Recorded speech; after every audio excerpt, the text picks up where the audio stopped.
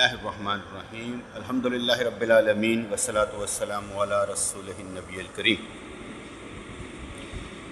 اس میں تو کوئی شک نہیں کہ عام سی بات ہے، خاص بھی نہیں، عام سی بات ہے کہ جس کام کی، جس ذات کی آپ کو ضرورت ہوگی وہ آپ کے نزدیک اہمیت حاصل کر لے گی۔ اگر آپ کی نظروں میں اس کی کوئی اہمیت نہیں تو وہ ضرورت میں بھی نہیں آئے گی، وہ ضرورت میں بھی نہیں آئے گی۔ اسے کہیں اس فارمولے کو کہیں پر بھی لگا دیں، اس فارمولے کو کہیں پر بھی لگا دیں۔ فارمولہ میں نے کیا بتایا؟ جس بات، ذات، کام کی اہمیت وہ کون سی ہوگی؟ جو ضرورت میں ہے۔ اگر ضرورت نہیں تو اہمیت کس بات کی؟ ضرورت نہیں، اہمیت کس بات کی؟ وہ بوڑھا جو گھر میں کھانس رہا ہے اس کی اہمیت نہیں تو ضرورت کس بات کی؟ ضرورت ہے تو اہمیت ہے۔ پیسے والا ہے، پینشن آ رہی ہے، بوڑھا ہے، کھانس رہا ہے، لیکن اہمیت ہے کیونکہ ضرورت ہے، اس کی پیسے آ رہے ہیں۔ اس لیے جو جملہ یاد کرنے والا وہ کیا ہے؟ جس کی ضرورت ہے اس کی اہمیت ہے۔ اب اس فارمولے کو جہاں مرضی لگا دو۔ آپ کو اللہ کی ضرورت ہے تو اہمیت سب سے امپورٹنٹ کیا ہوگا؟ اللہ۔ اگر ضرورت نہیں، کون اللہ؟ ساڑھے کام کہڑے کرتا تھا؟ ساڑھے کسے کام ہی نہیں آتا پیا۔ اگر ساڑھے کام آتا تو اسے اہمیت رکھیے نا۔ سانو ضرورت نہیں تو اہمیت نہیں۔ ضرورت اور اہمیت، ضرورت نہیں اہمیت نہیں۔ آپ کو دین کی ضرورت ہے تو اہمیت، اگر نہیں تو ضرورت ختم، اہمیت ختم۔ ضرورت ہے، اہمیت ہے، ضرورت نہیں، اہمیت نہیں۔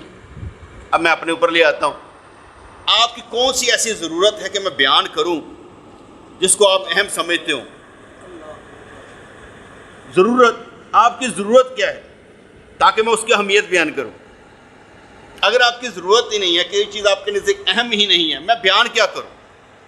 تو بات سمجھ آئی کہ نہیں آئی؟ میں اپنے آپ ہی کو یاویاں مار رہی ہیں، اپنے آپ کو گلاں کرنی ہیں کہ تسی کوئی چیز سمجھتے ہو۔ کوئی بندہ سوال پوچھتا ہے نا تو مزہ آتا ہے کہ یار سے سوال پوچھا ہے، پھر سوال پوچھنے والا وہ ذلیل بھی ہوگا۔ فرض کریں آپ میں سے کوئی سوال مجھ سے پوچھے گا، میں کہوں گا یہ سوال پوچھے ہی، وہ سوال پوچھے ہی، تینوں نہیں آتا؟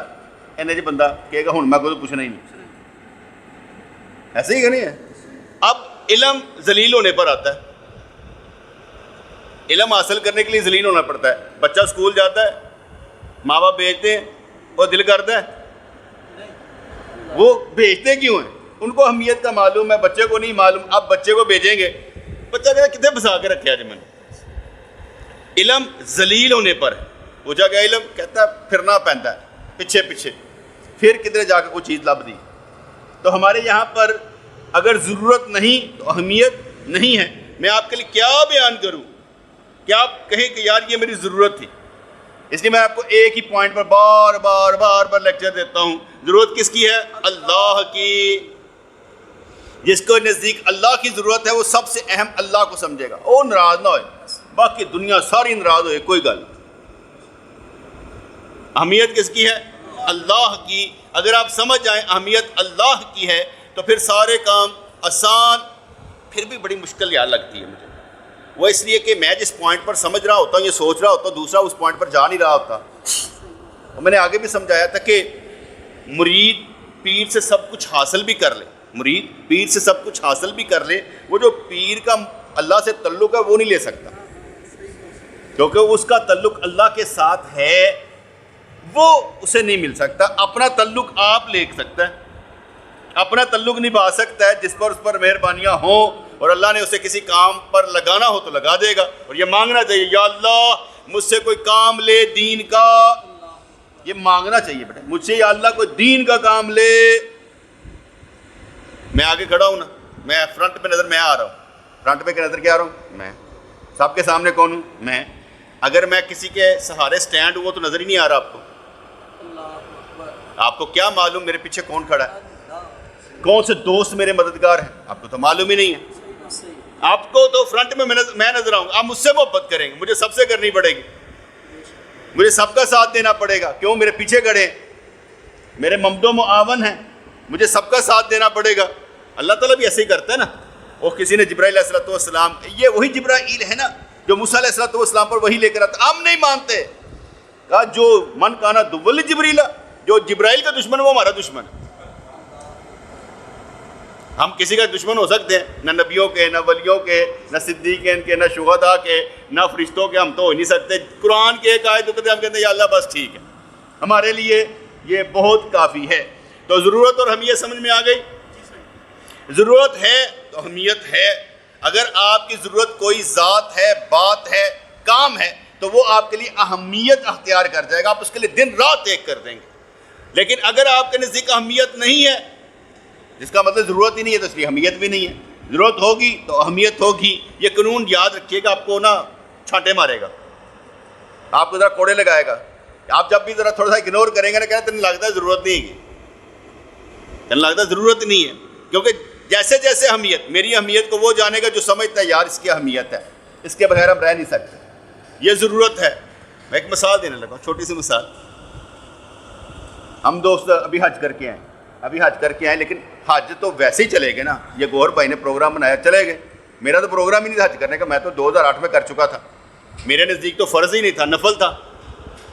بات سمجھ میں آ رہی ہے؟ میرے نزدیک تو بڑے نفل تھا, لیکن ہم پھر بھی شد و مد کے ساتھ ایسے کر کے آئے کہ پہلے سے بھی اچھا تھا, پہلے سے بھی اچھا تھا. اب واپس آئے تو سارے دوستوں نے کہا کہ نہیں, وہ دسمبر میں تو آپ کا پروگرام تھا جانے کا عمرہ کرنے کے لیے, ایسے ایویں آ گئے نا درمیان, تو دسمبر جانا نہیں. میں نے ان کو کہا کہ میں کہ یار دیکھ لیں, میں ویسے رج کے آیا,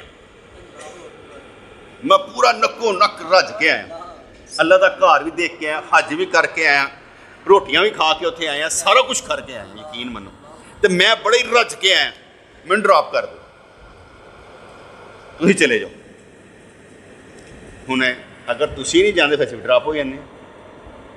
میں کہا یار یہ گل ہوئی, تھی سارے دیکھ کے آئے ہو, حجیو حج کر کے آئے, اگر جانا ہے نا جس نے اگے لگے نا, ہیرو اگے لگ جا. اچھا اب وہ جو تھا نا سارے نہیں. میں نے گھر والوں سے پوچھا, میں کہ آپ چلے جائیں, میں ڈراپ, کہتے نہیں تھی اگے لگو. اچھا یہ مجھے کیوں آگے لگایا جا رہا ہے بھائی, مجھے کیوں آگے لگایا جا رہا ہے؟ کیا میری وجہ سے عمرہ قبول ہونا ہے؟ اپنے آپ نہیں ہونا. گل سمجھ آ رہی کہ نہیں آ رہی؟ جس کی اہمیت ہے انہوں اگے لایا جاتا. نہیں یار یہ جائے گا نا تو کدھر بھی معاملہ مینج کر لینا, ٹھیک ہے. یہ لوگ گل مان لیندے نے, لڑائی نہیں ہوتی, مسئلہ ہی کوئی نہیں ہوتا. جو حاجیوں کو حج پر مسئلے آتے ہیں, ہمیں کوئی بھی نہیں آیا, کوئی بھی نہیں. ایسا لگتا رب ساڈے نال نال سن چلائی جاتا. اب مجھے آگے لگا دیا. اب میں آگے لگ گیا, جب میں کہا چلو یار ٹھیک ہے, میں نے آگے لا دیا, میں بھی جانا چاہنا. ہوں میں آگے لگ گیا, اس ٹائم آپ یقین مانے 81 بندے ہو گئے, 81 بندے ہو گئے. میں حیران پریشان. میں تو مذاکر کیا بھی, میں کہو 3 لاکھ کا بھی عمرہ پوے نا, تو 3-0-3-8-24 2 کروڑ 40 لاکھ کا جے. تو تھی انج کرو نا, میرے گرد چکر لاؤ تو 2 کروڑ 40 لاکھ مل دیو, اگوں تو نہ نہیں لو گے جان کا. انہیں کہا پیسہ تو چلا کے اگے تو سہی نے کہنا ہے کڈو پیسے, ایسے تو عمرہ تو کرنے نا کہ. میں کہا پیسے کڈو, میں کہ تیری ماں نے تمہیں چھتر پڑ کے مارنا. ابھی جانا سی ادھرلے پاسے, یہ کون ہے پیسے لے کے گیا وہ ہو گیا. یہ میں نے ویسے مذاکر کہا, پیسوں کی ضرورت نہیں, ویسے مذاکر کہا ہے. وہ مجھے یاد واقعہ آ جاتا ہے نا حضرت بھائی بستامی رحمۃ اللہ علیہ کا, کہ آپ جاتے تھے تو اللہ والوں کو دیکھتے رہتے تھے. ایک جگہ پر ایک تو ایک اللہ والا تھا, تو اس کا کہتے ہیں گھریلو معاملات تھے, بچے بڑے زیادہ تھے. انہیں کتنے چلنا ہے, کہتے میں نا چلا عمرہ کرنے واسطے. انہیں کہتے ہیں کرنا میرے گرد طواف کر, پیسے مینوں دے, تیرا عمرہ ہو گیا جا. انہوں نے وہ گرد طواف کیا, تو پیسے دے کے واپس آ گئے. ہوں بندہ اس مقام تے نہ پہنچے, نہ میں اس مقام تے, نہ تسی اس مقام تے, اسی اس مقام تے نہیں ہے. سانتے اگے لگ کے کہنا میں ٹھیک ہے. پھر اس میں بھی ہوتا ہے, ہمارا کوشش ہوتی ہے کہ بھائی جو نا ٹکٹیں وہ پہلے اٹھا لیں. ابھی دسمبر آیا نہیں, ہم نے پروموشنل ٹکٹ ویسے ہی اٹھا لی 1,14,500 کی. وہ آخر پہ جا کر 1,65,000 کی ہو جانی ہے.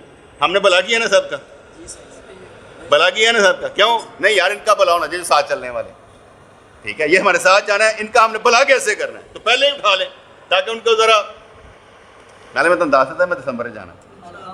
تسی یہ کہو نا کہ بھائی کوئی میں تو میں کہ دھیان رکھو بھائی میں اے کردا بھائی پہلے اسی پہلے سارے کام کر لیندے ہیں, بعد ایزی ہو کے جان والے موڈ چاہتے ہیں. تو جس کی ضرورت اس کی اہمیت, جس کی ضرورت نہیں, آپ میری ضرورت نہیں, اب آپ ذرا غور کیے, آپ میری ضرورت نہیں تو تاری اہمیت کی میں نہیں گل سمجھ آئی.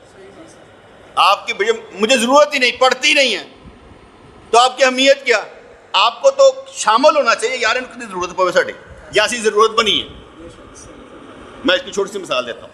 میں اپنے پیر مرشد رحمۃ اللہ علیہ کے ساتھ تھا, تو وہاں پر پنڈ تھی نا بڑاڑی کا علاقہ, تو دیگ آپ ہی پکانی, اور ٹویا کٹ کے ٹویا کٹ کے دیگ کا اتر رکھنے والا ٹویا کٹ کے لکڑا پا کے تھلے لکڑا پا دنیا تو اتنے جڑیاں دیگ پکنی کرنی. ہوں میں سارے دیکھا کوئی دیگ پکان کے چکر مرچا مرچا سارا کوئی لے کے آئی جا رہے ہیں. میں کہ میرے ذمے کام ہی کوئی نہیں یار, مینوں کی کرنا چاہیے, کیونکہ میں ویلا تو بہ نہیں نہ سکتا, کوئی نہ کوئی کام کراں گا, جتنے بہ جاؤں گا کوئی نہ کوئی کام ضرور کراں گا. اچھا خیر, اور میں نے سوچا, میں دیکھا سارے پیر مرشد نے ٹماٹر کٹتے پے سن. میں کہ ویلا رہن تو بہتر, میں کہ صحیح ہے یہ کام مینوں دے دیو, ٹماٹر میں کٹ لینا. پاویں چھوٹا جہا کام سی لیکن ضرورتیں بنی ہیں نا, ضرورتیں بنی ہیں کہ یار اسی یہ کام کر سکتے ہیں. آؤٹ ہونا ضروری نہیں بیٹے کہ باہر نکل کے کھیڈو, اندر رہ کے کھیڈو.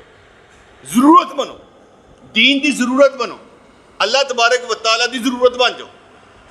حالانکہ وہ ضرورت کوئی نہیں, ویسے سمجھان واسطے کہہ رہے ہیں یار تھی کہو گے واسطے کہڑی چیز ہے, وہ تو خود سب واسطے ضروری ہے. لیکن وہ خود فرماندا ہے میں یقرض اللہ قرضا حسنا, کہڑا جڑا من قرض حسنا دے بے, وہ خود مانگتا ہے نا, فقیر نہیں ہے نعوذ باللہ, وہ غنی ہے. لیکن وہ کہتا ہے کون ہے جو مجھے دے اور میں اسے دگنا کر کے واپس کر دوں گا. آپ یہاں پر جو بھی نیکی کریں گے آپ کو دگنا کر کے واپس ہو جائے گی. کرنی کس کے لیے؟ اللہ کے لیے. ضرورت اور اہمیت, جس کام کی ضرورت نہیں ہے وہ اہمیت حاصل کر ہی نہیں سکتا آپ کی نظر میں. اس لیے آپ نے کچھ بھی کرنا, آپ نے امام بننا ہے, ضرورت ہے امام بننے کی, تو آپ کیا کریں گے؟ آپ کے نظر اہمیت ہے, اس کے لیے کام کریں گے, سوچیں گے, سمجھیں گے. آپ کے لیے جاب کرنا ضرورت ہے, آپ اس کے لیے کام کریں گے. ویلا رہنا کوئی ضرورت نہیں. اہمیت کس کی ہے؟ آپ کی. آپ جس چیز کو ضرورت سمجھیں گے وہ آپ کے لیے اہم ہو جائے گا. اگر ضرورت نہیں, کوئی بھی چیز اہم نہیں, کوئی بھی چیز اہم نہیں. اس لیے ہم کہا کرتے ہیں کہ ہماری ضرورت اللہ ہے, بندے نہیں. اللہ جو ضرورت پوری کروانا چاہتا آپ ہی ہو جاتی ہے. ایک بندہ مجھے کہنے لگا, کہتا ہے یار کسی ڈی ایس پی سے, کسی وکیل سے, کسی جج سے نا رابطہ رکھا کرو, تعلق رکھا کرو, وقت آنے پر کام آتے ہیں. میں نے اسے کہا, میں کہ 55 سال میری عمر ہو گئی ہے, جب بھی کوئی کام پڑا ہے رب نے کوئی کان تو بندہ کھچیا ہے, میرے کام آیا, اچھا لگا گیا, ضرورت ہی نہیں پئی. میں تعلق نبھاواں, وہ کو کام لواں, وہ میرے کو کام لوے, میں تو کسی سے کام کا جوگا ہے ہی نہیں. اگر میں کی کہتا ہے کسی کو کام لواں گا وہ میرے کو بھی کام لے گا نا, تو میں کس طرح کام آواں گا؟ میں تمہیں پھر کہاں گا یار تسی انج کرو, اتنے جانا ہے یار, تہاڈی مہربانی میرے نال چلو, کیونکہ وہ بندے نے بلایا, وہ میرے تے احسان ہے. پا احسان نہیں لینا, تہاڈی مہربانی ہے, میں احسان نہیں لینا. ایسے ہمارے کسی نے تعلق یہو جہا رکھتا ہی نہیں. لیکن جب ضرورت پڑے گی کام بن جائے گا. بنانے والا کون ہے؟ دل نو بڑا یقین ہے کہ جب بھی ضرورت پڑتی ہے, کوئی کام پڑتا ہے نا, اللہ کریم بندے بھیج دیتا, کام ہو جاتا ہے, کوئی نہ کوئی سبب ذریعہ بن جاتا ہے. کبھی بھی اکیلا اللہ کریم نے مجھے چھوڑا نہیں, کیونکہ وہ اہمیت رکھتا ہے میری نظر میں, وہ میری ضرورتیں پوری کر دیتا ہے. میری نظر میں اس کی بہت اہمیت ہے, تو میری ضرورت پوری کر دیتا ہے. ایک آج ایک نام سنا ہوگا آپ نے, مختار سقفی, سنا نام؟ کون تھا؟ شیعوں کا ہے؟ امام حسین کے قاتلین کو جس نے چن چن کر مارا, اس کا نام کیا تھا؟ مختار سقفی. کیا نام تھا یار؟ کوئی ذات تم تو ضرورت نہیں, میں کیا کرا ہوں, میں تمہیں کچھ نہ کچھ دماغ چاڑنا نا. مختار سقفی نام یاد کر لینا, مختار سقفی نام ہی ہوئے گا, تم ان شاء اللہ ایک نقطہ کوئی نہ کوئی یاد رہیے گا. مختار سقفی جو ہے جس نے امام حسین رضی اللہ تعالیٰ عنہ کے قاتلوں کو چن چن کر مارا تھا. ابن زیاد, عمر بن سعد, ہولی, جتنے بھی تھے سارے کے سارے, ایک ایک کو اس نے چن چن کے مارا تھا. لیکن ایک بات اور یاد رکھنے والی ہے, قانون اصول یاد رکھیے گا. ہمارے نزدیک سب سے زیادہ اہمیت ہے قرآن اور سنت کی. کس کی ہے؟ قرآن اور سنت کی. اس لیے جب قرآن اور سنت کی بات کرے گی، سنت کس سے بنتی ہے؟ احادیث سے. احادیث سے سنت بن گئی. ہر حدیث سنت نہیں ہوتی، ہر سنت حدیث ضرور ہوتی ہے. ہر حدیث سنت کا مقام نہیں رکھتی، لیکن ہر سنت کے پیچھے حدیث ضرور ہوتی ہے. یہ بھی قانون یاد رکھیے گا. بندہ کہے اے حدیث نہیں ہے گی، اے حدیث نہیں ہے گی. میں ایک مثال دیتا ہوں. اذان آپ سنتے ہیں، اور اذان کے جو کلمات کہے جاتے ہیں، اذان کے جو کلمات کہے جاتے ہیں، اللہ اکبر اللہ اکبر، آپ نے اس کے جواب میں دہرایا اللہ اکبر اللہ اکبر، کتنی نیکیاں ملی آپ کو؟ 2,00,000 نیکیاں ملی. اللہ اکبر اللہ اکبر، اشہد ان لا الہ الا اللہ، اشہد ان لا، یہ آپ نے دہراتے گئے. جب حی علی الصلاۃ حی علی الفلاح پر آئے تو ہم نے کہنا لا حول ولا قوت الا باللہ. کچھ کہتے ہیں کہ یہی دہرا لیں، حی علی الصلاۃ حی علی الصلاۃ، تب بھی ٹھیک ہے. کچھ کہتے ہیں دونوں کر لیں، حی علی الصلاۃ بھی دہرا لیں اور ساتھ میں کہہ لیں لا حول ولا قوت الا باللہ. یہاں پر بھی اکثر لوگ جو تھوڑا سا آگے جمپ مارنے کی کوشش کرتے ہیں، کہتے ہیں لا حول ولا قوت الا باللہ، آگے کچھ نہیں. ایسا ہی کلمہ سرکار نے فرمایا، لا حول ولا قوت الا باللہ. یار سرکار نے نہیں فرمایا، تو کہہ رہا آگے نہیں جانا. بات سمجھ آئی کہ نہیں آئی؟ سبحانک اللہم سبحانک اللہ، سبحانک اللہ، یار کیا تیسرا کلمہ ہمارا جو تسبیح نماز میں پڑھتے ہیں، سبحان اللہ والحمد للہ ولا الہ الا اللہ واللہ اکبر. بس آگے نہیں ہے، آگے نہیں ہے. اب جب ہم یہ پڑھ رہے ہوتے ہیں اللہ کہتا ہے ولا، یار وہ نہیں آگے، جتنا حدیث نے بتایا اتنا ہی رہنا ہے. جب تمہیں حدیث سمجھ میں آ جائے گی وہیں تک رہنا ہے، آگے نہیں جانا. آگے جانے کا مطلب یہ ہوتا ہے پڑھ لے، اجازت ہو جائے گی پڑھ لے، لیکن نبی نے تو اتنا ہی فرمایا ہے، تو آگے ضرور جانا ہے. اس لیے جب کلمہ کو دہرانے کی بات آئی، سرکار نے فرمایا جو مؤذن کہے تم نے بھی کہہ دینا. اب ہم نے مؤذن نے جو کہا ہم نے دہرا دیا، اس لیے ہم نے یہ بھی کہہ دیا حی علی الصلاۃ حی علی الصلاۃ، اور ساتھ میں کہا لا حول ولا قوت الا باللہ، کیونکہ یہ بھی حدیث میں آیا. اس لیے ہم نے اس حدیث کے مطابق دونوں پر عمل کر لیا. ہم نے دونوں پر عمل کر لیا. حی علی الصلاۃ بھی کہہ دیا، حی علی الفلاح بھی کہہ دیا، لا حول ولا قوت الا باللہ، لا حول ولا قوت الا باللہ بھی کہہ دیا. اب اذان کے کلمات دہرانے پر کتنا ثواب ہے؟ اس کے بعد ہم نے جب اذان ختم ہوئی تو حضور نے ارشاد فرمایا جس نے اذان کے بعد، اذان سے پہلے نہیں، اذان کے بعد درود پاک پڑھا مجھ پر، اللہم صلی علی سیدنا محمد، جس نے مجھ پر درود پاک پڑھا اس کے بعد دعا مانگی میرے لیے مقام محمود کی، اللہم رب هذه الدعوۃ التامۃ والصلاۃ القائمۃ آت محمد. جب کسی نے میرے لیے یہ دعا مانگتی تو اس کے لیے میری شفاعت واجب ہے. ٹھیک ہے جی. اب میں نے کتنی باتیں آپ کو بتائی کہ بھئی جب آپ نے کلمات اذان کے کہنے ہیں تو پھر کتنی نیکیاں؟ 2,00,000 نیکیاں. اب اس کو تھوڑا سا مزید ایکسپلین کر لیتے ہیں. قرآن پڑھنا کیا ہے؟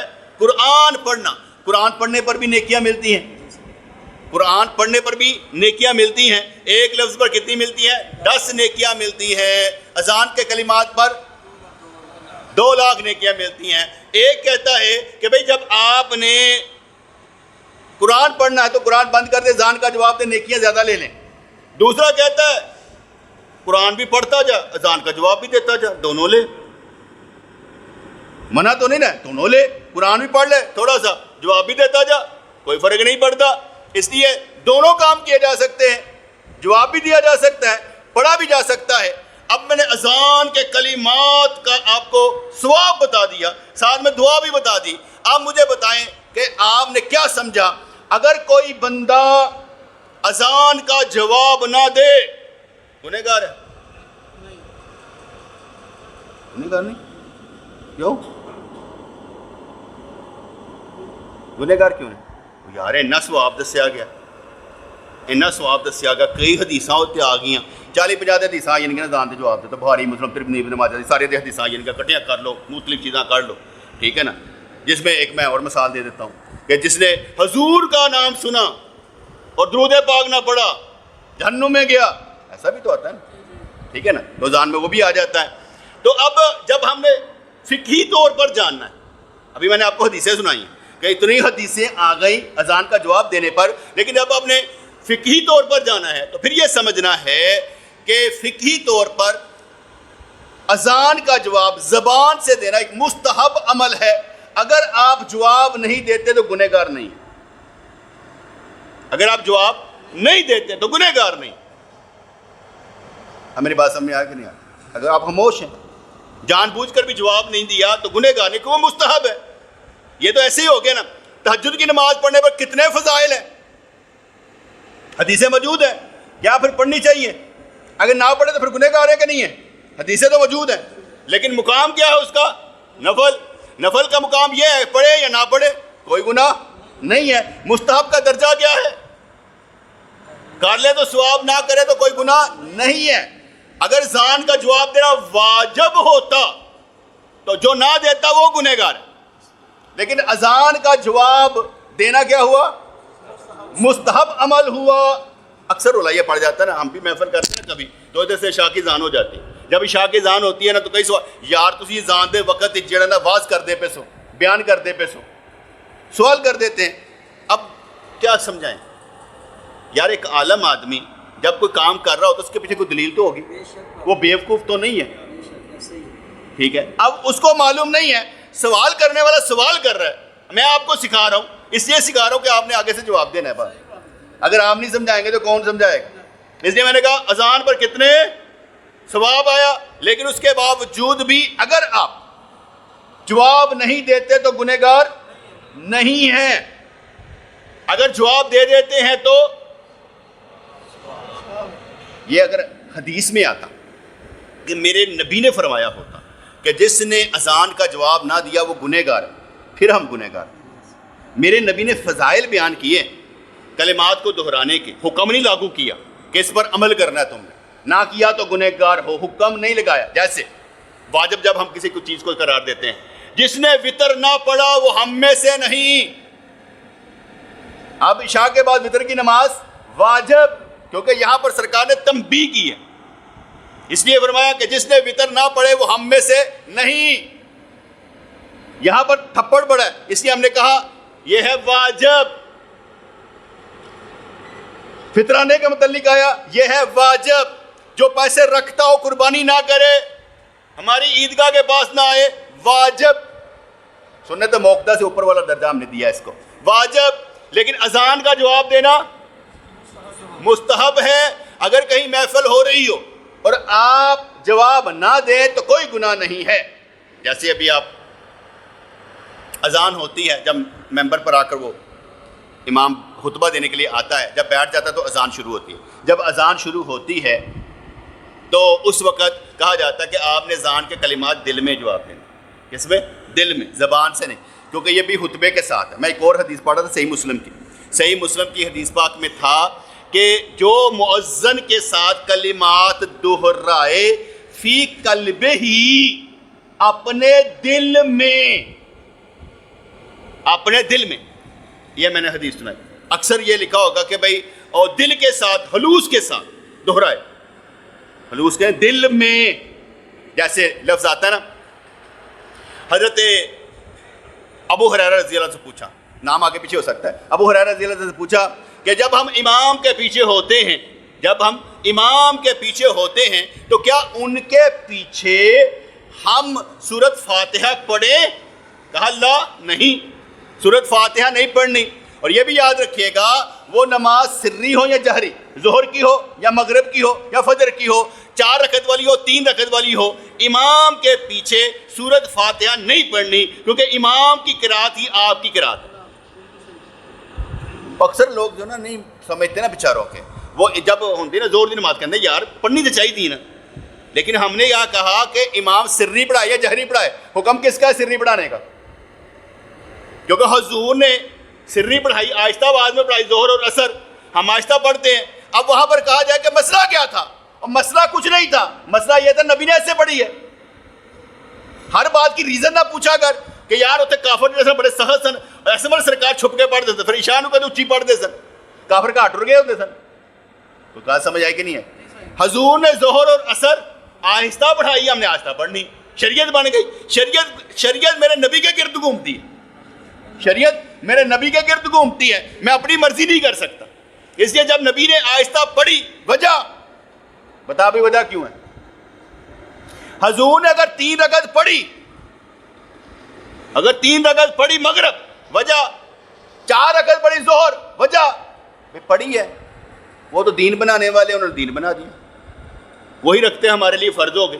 3 فرض مغرب کے پڑھیں گے، 4 فرض ظہر کے پڑھیں گے، اور قرات آہستہ کریں گے. امام کے پیچھے قرات نہیں کریں گے تو گنہگار ہیں. خاص طور پہ حنفی جنہوں نے حدیث سمجھ آتی ہے، ان کو یہ حدیث سمجھ آتی ہے. میں اپنے پیر مرشد رحمۃ اللہ کے پاس بیٹھا ہوا تھا، تو آپ نے اذان کا جواب دینے لگے، تو آپ نے فرمایا اذان کا جواب دل میں بھی دیا جاتا ہے. اچھا مجھے اس وقت یہ حدیث کا نہیں معلوم تھا کہ کیونکہ میں ہمیشہ اپنے پیر کی بات کو نا گہرا کر ٹٹولتا تھا کہ وہ شریعت کے باہر نہیں ہوتی. تو انہوں نے کہیں نہ کہیں حدیث جو ہے نا ضرور پڑھی ہوگی، ورنہ وہ شریعت کے بغیر بات نہیں کرتا، حدیث کے بغیر بات نہیں کرتا. میں نے پڑھی نہیں ہوئی تھی. حضور ہمارے پیر مرشد رحمۃ اللہ علیہ نے، آپ نے آنکھیں بند کی، ساری اذان کا جواب دل میں دیا، پھر ہاتھ اٹھا کے دعا کر دی. حالانکہ ہاتھ اٹھا کر دعا کرنا بھی یہ بھی کہیں نہیں آیا. اذان کا جواب دے کر اللہم رب ھذہ دعوت تامہ، یہ کسی حدیث میں نہیں آیا، کسی حدیث میں نہیں آیا. جو میرے سننے میں آیا تھا کہ حضرت مجدد الثانی رحمۃ اللہ علیہ جب اذان ہوئی تو انہوں نے ادبن ہاتھ اٹھا کے، ایسے کر کے نا ادبن ہاتھ اٹھا کر آپ نے دعا مانگی، تو کہا اللہ تیری بخشش فرمائے. مفہوم ہے بات کا کہ اللہ تیری بخشش فرمائے کہ تو نے دعا کا بھی ادب کیا. ٹھیک ہے. اس طرح میں ایک واقعہ کتاب میں پڑھ رہا تھا، صوفیوں کی کتاب میں پڑھ رہا تھا کہ سردیوں کے دن تھے، تو ایک بندہ دعا مانگنے لگا، سردی بڑی، انہیں ایک کو ہی ہاتھ کاٹ لیتا، ایک اندر ایک کاٹ لیتا. اللہ کریم نے فرمایا تو نے ایک نکالا تھا، ہم نے اس پہ رکھ دیا، 2 نکالتے دونوں پہ رکھ دیتے ہیں. اور ہم جب کوئی چیز ایسے کر کے دعا مانگتے پھر ایسے کر کے ملتے ہیں. یہ ٹھیک ہے، یہ ملنا چاہیے، یہ ٹھیک ہے.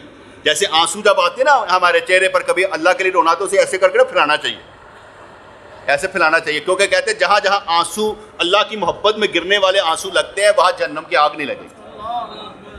اس لیے میں نے آپ کو سمجھا کہ ایسے کر کے آنے دیں، کوئی بات نہیں، اسے مل لیں، ٹیشو سے صاف کرنے کی ضرورت نہیں، مل لیں. ٹھیک ہے. تو حضور علیہ الصلوۃ والسلام و تحیۃ و ثنا نے وہ سری یا جہری جو پڑھائی، ہم نے امام کے پیچھے قرات نہیں کرنی، امام کی قرات ہی ہماری قرات ہے، ہم نے رہنا. اب میں پھر واپس اذان پر آتا ہوں. اذان کا جواب دینا کیا ہے؟ مستحب عمل ہے. نہ دے تو کوئی گنہگار نہیں ہے. کوئی کھانا کھا رہا ہے، روزہ کھول رہا ہے، اذان کا جواب نہ دے، کوئی گنہگار نہیں ہے، کوئی گنہگار نہیں ہے. جیسے کوئی کھانا کھا رہے ہو تو اسے ہاتھ ملانا نہیں، السلام علیکم، ضرورت ہی نہیں ہے اس کو ہاتھ ملانا، کوئی ضروری نہیں ہے، کیونکہ وہ تو کھانا کھا رہے بیچارہ. اگلے آن کے السلام علیکم جی ہاتھ ملانے کو میں ٹنڈا کر کے کر دے گا، لو جی سلام ہو گیا. سلام تو ہاتھ ملانے کو، مسافہ کرنا جو تھا وہ تو ہتھیلی سے ہتھیلی ملانے کو، وہ تو ملانے ٹنڈا کر کے ملاتا ہے، پتہ کہڑا سلام کہتا ہے.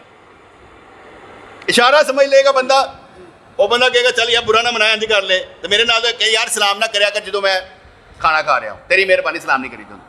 بات سمجھ میں آ گئی. تو جب بھی کوئی محفل ہو رہی ہوتی ہے اس میں اگر اذان آ جائے تو اس کا جواب دینا ضروری نہیں. اگر ویسے بھی کوئی اذان ہو رہی ہو، آپ جان بوجھ کر، یعنی کہ میں جو ہے نا نیکیاں نہیں کمانیاں، یہ بات نہیں میں کر رہا، جان بوجھ کر مستحب عمل نہ کریں، لیکن اہمیت کو جانتے ہوں تو آپ کو کوئی گناہ نہیں ہے، کیونکہ یہ واجب کے درجے میں نہیں ہے. جہاں پر حضور نے کوئی سختی فرمائی ہو کہ جو وطر نہیں پڑھتا وہ ہم میں سے نہیں، جہاں سختی ہے وہ واجب ہے، وہ پڑھنا ہے. اس لیے ہم کہتے ہیں 5 نمازیں، ہم کیا کہتے ہیں 5 نمازیں، اور چھٹی کون سی ہے؟ وطر. جب قضا کرنے ہوں گے تو 5 نمازوں کا چھٹا وطر بھی کرتے ہیں، وہ بھی شامل ہو جاتے ہیں. اور اگر کہا جاتا ہے کہ نماز کا فدیہ مرنے والے کی طرف سے نماز کا فدیہ دے دیں تو 6 نمازوں کا فدیہ دینا پڑتا ہے، وہ بعد میں بات کر لیں گے. اس لیے میں نے جو کہ بات کی، ہمارا جو دائرہ گھومتا ہے وہ قرآن اور سنت کے گرد گھومتا ہے، ہم نے اس سے باہر نہیں جانا. اس لیے کوئی سختی کرے کہ میں قول سنا دیتا ہوں کسی فقیہ کا، فقیہ نے مستحب بنا دیا ہے، بس کیا کر دیا؟ مستحب. اس کا درجہ میں نے آپ کو بتا دیا. اگر کوئی انگوٹھے چومتا ہے، کوئی نہیں چومتا، کوئی گناہ نہیں. اگر کوئی چومتا ہے تو کوئی گناہ نہیں، کوئی نہیں چومتا تب بھی کوئی گناہ نہیں ہے. لیکن وہ چومنے والے کو برا تو نہیں نہ کہہ رہا، لیکن ہمارے یہاں پر کوئی نہ چومے تو وہ بھی بڑا کم سیٹ ہے.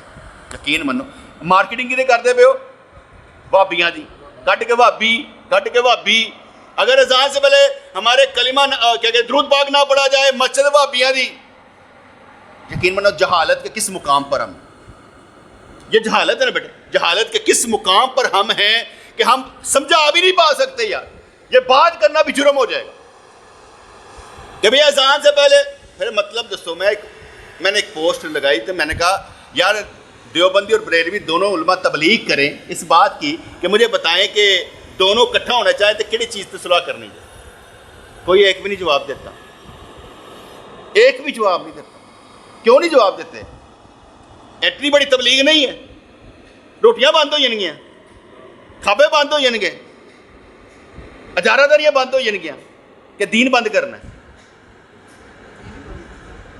اگر ہمارے لڑنے سے دین بند ہو رہا ہے تو ہم قیامت والے نے کیا رب کو جواب دیں گے اپنی ایمان سے بتائیں میں پڑھ رہا تھا قرآن کی آیت اس میں لکھا ہوا تھا کہ جب ڈنڈے پہن کے نا عذاب میں ڈالا جائے گا جڑے عوام ہوں گے عوام کو جب ڈالا جائے گا وہ کہیں گے یا اللہ ہمارے سرداروں کو ہمارے امام کو ہمارے پیشوا کو ہمارے مولوی کو دگنا عذاب ہونا چاہیے انہیں سن ویسرا دلایا سی اللہ کہتا دونوں نو داں گا دگنا عذاب ان پڑھ جاہل ہو ہانا خراب ہو آگے میں نے بتایا ضرورت اور اہمیت آپ کے نزدیک جس کام کی ضرورت نہیں ہے اہمیت بھی نہیں ہے اگر آپ کے نزدیک اللہ ضرورت نہیں ہے تو اہمیت بھی نہیں رکھتا اہمیت اسی کے لیے ہوگی جو اس کو ضرورت سمجھے گا میری ضرورت اللہ ہے تو وہ کام کرے گا میں اللہ والا بننا ہے اہمیت دے گا اہمیت ضرورت کے تحت آتی ہے نہیں سمجھ آئی میں تیری کی ضرورت ہے کوئی بھی نہیں تو میرے کسی کام ہی نہیں آتا کام کرنے چاہیے بیٹے بس صحیح کہہ رہا ہوں ایڈجسٹ کرنے میں اس طرف نہیں لاتا کہ آپ میری خدمت کریں پرابلم مجھے خدمت کا نہیں ہے بیٹے میں اپنی بات نہیں کر رہا میں کہتا ہوں کہ جب آپ اکٹھے کر کے کسی کے ساتھ محبت کریں گے تو کام تب بنے میں یہ نہیں کہتا کہ میں نے یار تسی جڑے نا ایک کیا کہتا سوٹ دے دیو یار فلاں مجھے نہیں چاہیے یار اللہ کا شکر ہے میں غنی آدمی میں غریب آدمی نہیں ہوں میں غریب آدمی نہیں ہوں میں آپ سے میں کہہ رہا ہوں کہ دین کا کام اکٹھے ہو کر کرنا چاہیے آپ کی پہچان تو ہو محبت ہو چلے میں آپ کو سوال کرتا ہوں آپ کو میں کوئی تحفہ دوں آپ اچھا سمجھیں گے کہ نہیں یار بھائی میں نہیں چاہیے اچھا سمجھیں گے کہ نہیں سمجھیں گے پھر گل سمجھو نا تو ہمارا سارا کام کیا کرتا ہے دوڑتا ہے قرآن اور سنت اور ہر حدیث سنت نہیں ہوتی لیکن ہر سنت کے پیچھے حدیث ہوتی ہے ٹھیک ہے اور اس میں بھی ہم کہتے ہیں سنت موقع اور مستحب کا درجہ میں نے بیان کر دیا اب ہم کہتے ہیں مختار سقفی ایک لفظ میں نے بولا ایک بندے کا نام بولا جس مختار سقفی اور پوچھا آپ سے کون تھا جس نے امام حسین رضی اللہ عنہ کو شہید کرنے والوں کو پھنٹا لگایا قتل کیا اندھا دھند انتقام لیا گیا یہ تو ایک بات کہتے ہیں نا میرا دوسرا نظریہ بھی ہے میرا دوسرا نظریہ ہے کہ مختار سقفی نے امام حسین رضی اللہ تعالیٰ عنہ شہید کرنے والے مٹا کے نشان ہی مٹاتے کہ ماریا کنے سے پیچھے کون سے بڑے بڑے جو مر گئے پتہ نہیں لگا کنے ماریا کدا حکم سے نشان ہی مٹ گئے اب آپ ہم کہتے ہیں یزید نے مارا میں کہتا ہوں انڈر گراؤنڈ لوگوں نے مارا تھا جنہوں نے حضرت عثمان غنی رضی اللہ کو شہید کیا تھا جنہوں نے حضرت علی رضی اللہ کو شہید کیا تھا جنہوں نے حملے کی پلاننگ کر کے حضرت معاویہ اور حضرت عمر بن العاص رضی اللہ کو شہید کرنے کی کوشش کی جنہوں نے حضرت حسن رضی اللہ کو زہر دیا انڈر گراؤنڈ کا تو نام ہی نہیں آ رہا پاکستان میں افراتفری کون مچا رہا ہے اجی جنرل فیض تو پھاڑ لیتا ہے اس کے علاوہ بھی تو کوئی ہوں گے ان کے پیچھے بھی وہ تو ہمیں معلوم ہی نہیں ہے کہ کون کون سے ہوتے ہیں نہیں گل سمجھ آ رہی تو بیٹے وہاں پر بھی تھے کیسر و کسرا کی قوتیں ہم نے تباہ و برباد کر دی تھی انہوں نے چین لینے دینا تھا ہمیں انہوں نے کہا ان کے اندر بڑھ کے سیکرٹ ایجنٹ کا حل کرو تو وہی تھے جنہوں نے حضرت حسین رضی اللہ کو شہید کیا کتنے اطمینان سے آپ جا رہے ہیں کوفہ کی طرف اور کوفے والوں نے خط لکھ کے بلایا آ جاؤ بھائی خطوں کی چال چلی گئی کسی نے ٹیلی فون تے بھی نہیں جانا جے اے دھیان نہ 5 فون آئی نا تو کام خراب ہو جاتا جی خطوط لکھ کر بھی آپ کو بلائے تو دھیان سے مختار سقفی لیکن اس میں اب ہم کہتے ہیں مختار بنی حوازن کا قبیلہ ثقیف کی وجہ سے مختار سقفی کہلاتا ہے والد کا نام حضرت ابو عبیدہ سقفی رضی اللہ عنہ جو صحابی رسول ہیں جنہوں نے سیدنا عمر کے دور میں قادسیہ کی لڑائی کرتے ہوئے شہادت پائی، اس لیے بیٹا کس کا ہے؟ صحابی کا بیٹا۔ اور میں نے آگے بتایا تھا کہ امام حسین رضی اللہ تعالیٰ عنہ کے کربلا میں جب شہید ہوئے نا، ان کے ساتھ 21 صحابہ شہید ہوئے ہیں۔ اہل بیت کے ساتھ کتنے صحابہ شہید ہوئے ہیں؟ 21 صحابہ شہید ہوئے ہیں۔ ان میں ایک بھی صحابی تبرہ، تقیہ، بدا، 14 معصوم اور 12 امام کے عقیدے کا نہیں تھا۔ یہ جو لوگ بعد میں ہے نا، ایک بھی نہیں سی اور جدید دا نال ہے کہ امام حسین دا درجہ بلند کر کے اور تسی تو ہے ہی کوئی نہیں سو۔ اکثر سوال پوچھیں گے دیوبندی، بریلوی، اہل حدیث کا نام قرآن سے دکھا دو، سنی کا نام قرآن سے دکھا دو، میں شیعہ کا نام قرآن سے دکھا دیتا ہوں۔ اللہ تعالیٰ نے قرآن میں حضرت ابراہیم کو شیعہ کہا، وہ کہنے کہ میں تمہیں قرآن سے دکھا دیتا ہوں۔ حالانکہ چھوٹی سی بات بتانے لگا، دعویٰ کس کا ہے دکھانے کا؟ ہمارا تو ہے ہی نہیں، ہم نے کہا ہم دکھانا ہے۔ وہ کہتا ہے ہم دکھا دیں تم دکھاؤ، ہاں دعویٰ ہی نہیں ہے گا، اسی کدو کہ ایسی نہ رکھے۔ ہم تو کہتے ہیں ہم قرآن و سنت پر ہیں، جماعتیں جنیا مرضی بن جائیں، ہماری کتابیں ایک ہیں، جنیا مرضی جماعتیں اہل حدیث دیوبندی بریلوی کتابہ احادیث ایک نے، ایسے ہمارے ہم قرآن و سنت پر ہیں۔ تم کہتے نام دکھاؤ، چلو نام دکھانا ہے نا، قرآن کی ہر آیت کی شان نزول احادیث بتائیں گے۔ مثال ہے، جب یہ قرآن کی آیت اتری، سورۃ مائدہ کی 6 نمبر آیت اتری، جس میں کہا گیا کہ ایمان والو جب تم نماز کے لیے کھڑے ہو جاؤ تو وضو کر لیا کرو یا 4 فرض دھو لیا کرو، اور پھر اس کے بعد اگر جنبی حالت میں ہو وَإِن كُنتُمْ جُنُبًا فَطَّهَّرُوا، طہارت حاصل کر لو، پانی نہ ملے تو تیمم کر لو۔ اب تیمم کی آیات کب اتری تھی؟ کس جگہ پر اتری تھی؟ کس کے صدقے میں اتری تھی؟ ہار گم ہوا تھا، یعنی کہا حضرت عائشہ صدیقہ طیبہ طاہرہ رضی اللہ تعالیٰ عنہ، پانی کم تھا، لوگ جنبی بھی تھے، لوگ بے وضو بھی تھے، تو پھر کیا کہا؟ تیمم کر لو۔ اب شان نزول کیا ہے؟ بتا دیا میں نے، حدیثوں میں آیا شان نزول یہ ہے، کسی جگہ پر جہاں جہاں بھی شیعہ کا لفظ آیا شان نزول بتا کہ انہوں نے فرمایا حضور نے کہ ان سے مراد میرے یہ صحابہ ہیں، تو اسی تو اس دور سے آئی نہیں، تو شان نزول تو دسو۔ اور تم قرآن کی تحریف کرتے ہو، قرآن کا مدعا بدل کے رکھ دیتے ہو، تم قرآن کو نبی کے بغیر چلاتے ہو اور ایسے قرآن پر عمل کرتے ہو جو نبی نے بتایا ہی نہیں ہے، واقعہ وہ بتایا ہی نہیں ہے۔ اگر بتایا ہوتا تو اللہ کریم نے جن کو رضی اللہ عنہم و رضوا عنہ کہا ہے ان کے خلاف کبھی چلتے؟ ساری تاریخ ادھیڑ کے رکھ دیں، اگر حضرت ابو بکر کے خلاف ہے، حضرت عمر کے خلاف ہے، تاریخ نہیں ہے، کیونکہ وہ قرآن اور احادیث میں ان کے نام ملتے ہیں، تاریخ ساری بگڑی ہوئی ہے۔ بات سمجھ آئی کہ نہیں ہے؟ اگر آپ کو کہے ایسے کر کے عمر فاروق نے لات ماری، دروازہ ٹھک کر کے لگا، ایسے پیٹ میں حضرت سیدہ فاطمہ کے اور کیل لگا ہوا تھا، کیل انج کر کے وڑیا اندر، پیٹ بیٹا محسن سی اتنے شہید ہو گیا، قاتل ہے حضرت عمر۔ اچھا جی، وہ اللہ کیڑی نکالتا کنے کیا ہے؟ ہماری کتابوں میں لکھا، تمہاری ساڑیاں کتابیں جو بڑا کچھ لکھا ہے، اسی لکھا کوئی سان تو پتہ ہی نہیں ہے کنے کنے لکھ کے کتابیں چھاپیاں نے، تڑا کی خیال ایسی کتاب میں حمیت ایسی مننے ہیں اون کر دیں کہ انہیں ماریا ہوئے گا۔ جس کی شان نبی نے بیان کی وہ قاتل ہو سکتا ہے، جس کی بات رضی اللہ عنہ و رضوا عنہ قرآن کرتا ہے وہ قاتل ہو سکتا ہے۔ اور حضرت علی رضی اللہ تعالیٰ عنہ کی بیوی کو قتل کیا جاتا ہو، آرام سے بیٹھے ہوتے، آپ کو ایسے بھڑکایا۔ میں نے ابھی کیا کہا؟ شیعہ لفظ کا شان نزول کہاں پر؟ اور جہاں اگر حضرت ابراہیم علیہ السلام شیعہ تھے تو سرکار بھی پھر شیعہ ہی تھے،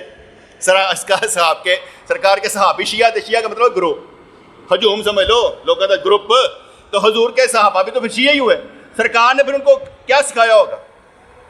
گل سمجھ آئے نا؟ تو نبی کے دور میں تو تھے ہی نہیں ہے، یہ تو کربلا کے دور میں بھی نہیں تھے۔ آگے پھر چلتے ہیں، یہ مختار سقفی کس کا تھا؟ بیٹا صحابی رسول کا بیٹا تھا۔ اور میں نے آگے بتایا کہ کربلا کے میدان میں شہید ہونے والے 21 صحابہ کے نام ملتے ہیں اہل بیت کے علاوہ، حضرت علی کے بیٹوں کے علاوہ، حضرت امام حسن کے بیٹوں کے علاوہ، حضرت امام حسین کے بیٹوں کے علاوہ، چچا زاد بھائیوں کے علاوہ 21 نام صحابہ کرام کے ملتے ہیں جن میں کوئی بھی ان کے عقیدے کا نہیں تھا، کیونکہ یہ تو انڈر گراؤنڈ تھے،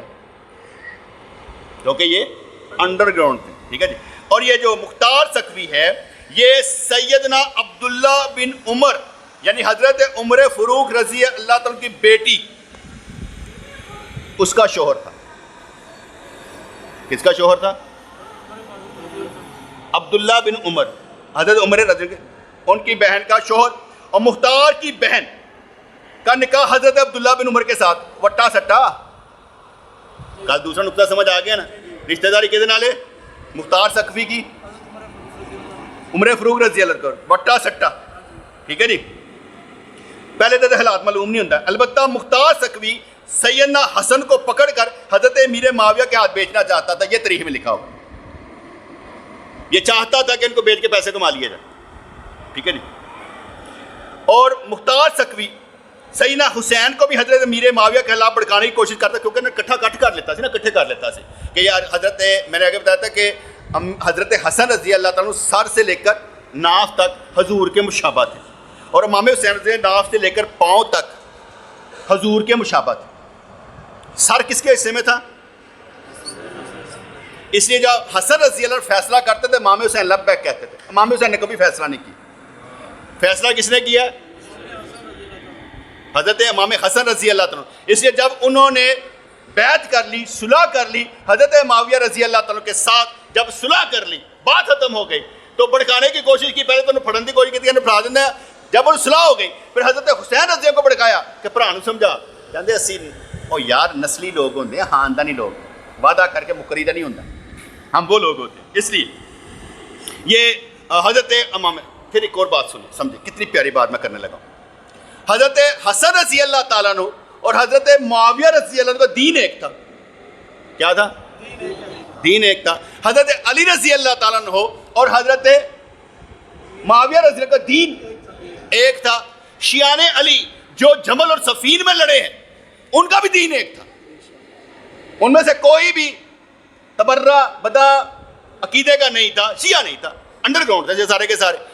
اب آپ یہ غور و فکر کریں کہ 22 لاکھ مربع میل تک جو دین پھیلا وہ پھیلا ہے عمر فاروق رضی اللہ عنہ کے دور میں. اس کے بعد فسادات شروع ہوئے، بغاوت شروع ہوئی. حضرت عثمان غنی رضی کو شہید کر دیا گیا، ہم تھوڑے پسپا ہوئے. حضرت علی رضی اللہ کے دور میں شورش برپا ہو گئے. اور حضرت حسن رضی اللہ عنہ جس کو سرکار نے فرمایا تھا یہ دو مسلمان گروپ، باغی گروپ نہیں، جو باغی کہتے ہیں 28-12 حدیث کے مطابق، باغی گروپ نہیں، دو مسلمانوں گروپ میں صلح کرائے گا میرا بیٹا حسن. اور جب حسن رضی اللہ عنہ صلح کرا دی، صلح کر لی، بیعت کر لی، اور حکومت کس کے حوالے کر دی؟ حضرت معاویہ رضی اللہ تعالیٰ کے ساتھ. جو انڈر گراؤنڈ لوگ تھے ان کو بڑی دکھ ہوا، سارے انڈر گراؤنڈ ہو گئے. 19 سال تک کچھ کا ہی کوئی نہیں. 22 لاکھ مربع میل کا سفر جب آگے بڑھا تو 64 لاکھ مربع میل تک حضرت امیر معاویہ نے دین پھیلایا. کون سا دین تھا؟ اسلام. اور ان کی تکلیف کس کو ہوگی؟ ایرانیاں نو، فارسیاں نو، اور جنہاں دے آتش کہتے بجھے سن ان کو تکلیف تھی. بیٹے سمجھا کرو نا مسئلہ کیا تھا. تو یہ سمجھداری نہیں ہے، تب طریقہ کی لینا دینا، تن ضرورت ہی نہیں. وہ خدا کی قسم کھا کے کہتا ہوں وہ گندے نے، میں کیا کہہ سکتا ہوں، جو اہل تھے کچھ بھی ہیں مقابلہ کر دے رہے. تسی انہوں نے خلاف لکھ کے دو گالا کھڈن آئی کہ تانوں تبرے بازی کرنا آئی تانوں کدھر نہیں چھڈن. تاڈے سنیاں 7 ساریاں تانوں دین دا پتہ ہی کوئی نہیں ہے. تاڈے نبی دے دین نو کتھے تک لے کے جایا جا رہا ہے، تسی بول ہی نہیں سکتے، کچھ تک نہیں سکتے، تانوں علم ہی نہیں ہے گا. یہ میں چھوٹی باتیں بتا رہا ہوں آپ، کیونکہ آپ کو سمجھایا ہی نہیں گیا. اور جو سمجھا دے تسی کہندے ٹھنڈے ٹھارے موسیٰ کلیم اللہ تسی جا کے لڑو تو تہاڈا رب جا کے لڑے جو جاگو سن بلا لینا. بیٹے ہم حرکت نہیں کر رہے، جھوٹ ہی رینگ رہی ہم پر کہ ہمارا دین ہماری وجہ سے نیچے آ رہا ہے، ہمیں روٹی کے لالے پڑے ہیں. وہ سارے کے سارے حملہ کر دیتے، سارے کے سارے حملہ کر دیں گے، آگے ہمیں گالیاں نکالنا شروع کر دیں گے، یہ ہو تم وہ ہو تم. ہم بھی ہنستے رہتے ہیں، کہنا کوئی گل ساڈا تو کام ہی ہے نا، کیونکہ سانوں پتہ لگ گیا کہ انہاں دا کام ہی ہے. تو میں بھی چھوٹی جی نہ گل بنا لیتی ہے، چھوٹی جی گل، میں بھی چھوٹی جی گل، میں کہنا مجھے بڑا غصہ، لیکن میں بڑا غصے نو نہ کر کے نہ کہنا. میں کہا یار تسی کہندے نا لعنت استغفر اللہ ابو بکر پر، عمر پر، عثمان پر، گلا کر دینا. میں کہا تسی ہو گیا حرامی دین اہل تشیع. بس میں اگے جانتا ہی نہیں، تسی جو مرضی کر لو میں کرا تھلے نہیں. دوسرا میں لفظ کرا اہل بیت کے لبادے میں حرام زادے، چولا پہن کر اہل بیت کا اہل بیت سے تعلق نہیں رکھتے. تعلق تو قرآن اور سنت سے ہے نا. تو قرآن اور سنت تو ان کے پاس آپ کو بتایا تحریف کرنے والا، جڑی مرضی آئے تو گھما کے ادھر لائی ہو، جڑی مرضی آ کے ادھر لائی ہو، انہوں نے کی لینا دینا. ان کا دین ہے ہی نہیں، وہ تو ہنستے ہیں آپ لوگوں پر. آپ کوئی بات سنائے نا، حدیث سنا دیں، خدا کی قسم حدیث کا مذاق اڑا دیں گے. تھی سناؤ آپ ساڑی جی صحیح سنان گیا دیکھو مسلم وچ لکھی ہے یا ترمذی لکھا ہے جدو اسی کانگنے یہ بھی لکھا ہے وہ نہیں منن گے. مختار سقفی سیدنا حسین کو کوفہ دعوت دینے والوں میں مختار بھی شامل تھا کہ آپ بھی آ جائیں, لیکن کربلا میں کہا تو یہ معلوم نہیں ہے. لیکن یہ معلوم ہو جاتا ہے کہ جب کوفہ پہنچا تو حضرت مسلم ہانی بن ابن عروہ شہید ہو چکے تھے. تاریخ میں یہ بھی آتا ہے کہ مختار کو عبید اللہ بن زیاد نے قید کر دیا اور حضرت عبداللہ بن عمر نے آ کے چھڑایا تھا کہ یار میرا بہن یہ چھڑ دیا, کہ انہوں نے وجہ چھڑ دیتا تھا. اس لیے مختار وہاں سے نکل کر مکہ مکرمہ آیا. اس نے حضرت عبداللہ بن زبیر کی بیعت کی جو خلیفہ اس وقت بنے تھے. یزید کی ہلاکت کے بعد بیعت توڑ کے واپس کوفہ آ گیا. ابن زمیر رضی اللہ عنہ عبداللہ ابن متی کو کوفے کا گورنر مقرر کیا. مختار نے اس سے مقابلہ کر کے کوفے پر اپنی حکومت قائم کر لی. حاکم بننے کے بعد پھر انہیں کام کیا کہ مختار سقفی نے سیدنا امام حسین رضی اللہ عنہ شہید قاتلوں مارنا شروع کیا. اور میں آگے کیا میرا نقطہ نظر ہو گیا, میں کہ انہیں نا نشان مٹائے کہ ساڑھے نہ پیچھے آن کنہ دے پیچھے اندر وڑے سا. میں نے آگے بتایا نا وہ کیا کہتے ہیں جو پکڑا گیا جنرل فیض امین. اب تانے بانے کہاں تک جا رہے ہیں, تانے بانے مٹا دیندے نے. جس دن نے پیچھے کام کیا تانے بانے مٹائے گئے ہیں, اصل پیچھے یہ گروپ ہے. اس کے بعد آتا ہے ترمذی کے ایک حدیث پاک میں آتا ہے حضور نے ارشاد فرمایا بنو ثقیف میں ایک جھوٹا اور ایک ہلاک کرنے والا ہوگا. اس کذاب سے مراد مختار سقفی اور ظالم سے مراد حجاج بن یوسف ہے. اور اس مختار سقفی نے بعد میں نبوت کا دعویٰ کیا تھا. کس کا دعویٰ کیا تھا یہ بھی میں آپ کو اس لیے بتایا آپ کے علم میں اضافہ ہو. اور اس حدیث پاک کے مفہوم کی بات کرو, تاریخ کی بات نہیں کر رہا. تاریخ میں تو آ جائے گا, اس کا ریکارڈ آ جائے گا کہ اس نے کیا. جنہوں نے نہیں مننا نہ منو کر دین دینے.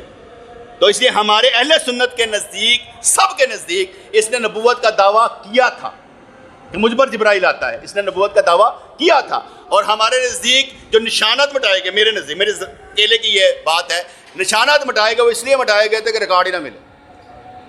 ریکارڈ ہونے نہیں چاہیے, مسلمان ایسے ہی لڑتے رہے. اب مجھے بتائیں آپ کو کیا کہ جمل و صفین کی پڑھی ہو یا کربلا, آپ کا کیا لینا دینا؟ آپ کو معلوم تو یہ ہونا چاہیے دین کون سا تھا. پہلے دین پر لڑیں کہ وہ دیندار کس پر تھے, کس نقطے پر تھے.